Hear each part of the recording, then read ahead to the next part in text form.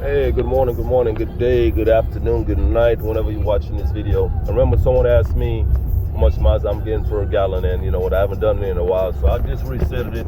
This is city mileage, 19.3. As you can see, about going 50 miles per hour, 19.4. But this is all city driving. Highway, I haven't reset it like I did. But now on my gauges, I got it on this right here on fuel economy to see what it's gonna show. You know, is it gonna switch back to my view to try to find out if the problem is with when setting it on trip 1 or 2. Is that what makes it goes back to my view? So as for now, I'm just like I said, I got it on this setting. I had it on it I think since yesterday, and what I'm noticing that the gauges takes like about a day for it to go back to my view when I have it on trip 1 or 2. So that's what I got going on for now.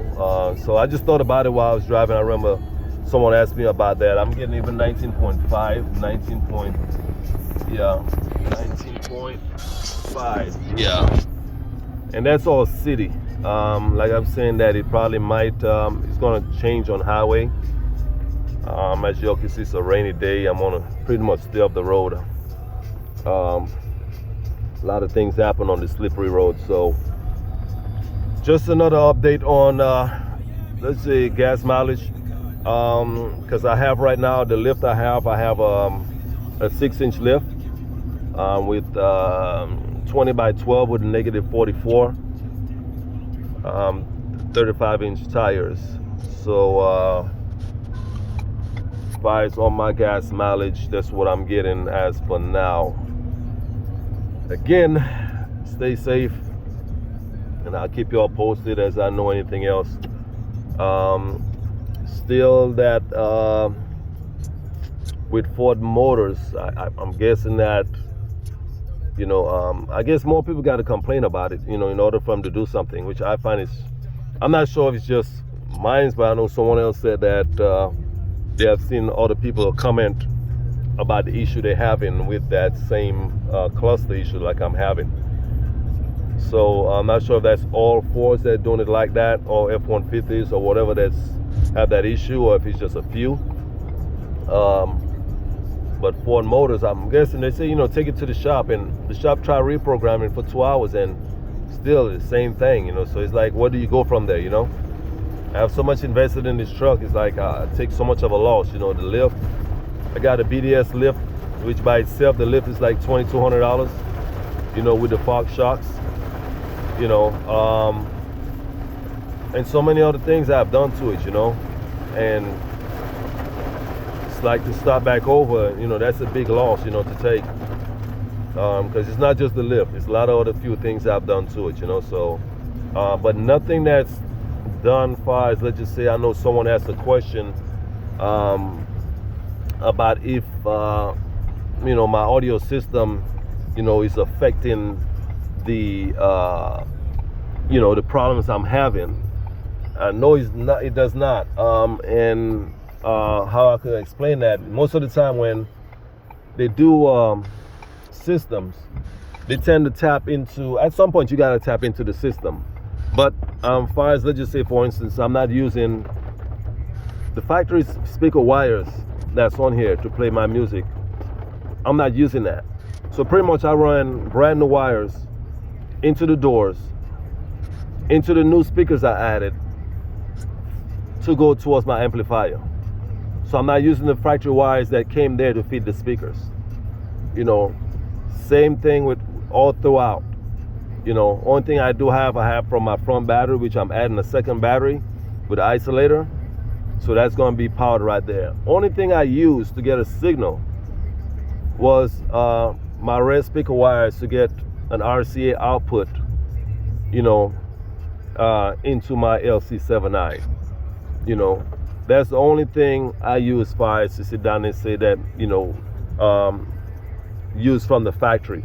Because I know that if you put these vehicles are designed, not just this one, but a lot of new vehicles, they are designed that they pull a certain amount of current, and it's designed to, let's just say it's fused by, it shouldn't pull no more than 2 amps or 1 amp. And then you put something else on there that's drawing more amps. Yes, it's going to fault that computer, because that computer is recognizing that, hey, where's this coming from? I've had another F150 that I put the Tesla screen in there, and when I took it to the dealership, they could not read anything on the computer. You know what they said? That addition that radio I put in there needs to come out. And for the ones who have those Tesla screen, you might want to take it in and have them check to see, can they read anything on your system, because those Tesla screen, I guess that's what it does. I guess not everything, how would you say, not everything got converted over when they did the whole system. So therefore, that I know at the Ford dealership of my 2015, 2 of them I had, and I had the screens on them, and they told me the same thing. They cannot read the computer. They cannot read anything on the computer. I need to take that system, that radio out. So there are some things we don't know about. But as for this right here, it's not like, I tapped into anything else. That's the only thing. I got one little signal from the radio, and I know that that's not going to affect the issue I'm having, and yeah, I don't know what else to say, other than, it's just a screwed up situation. Hopefully that Ford finds a fix for that.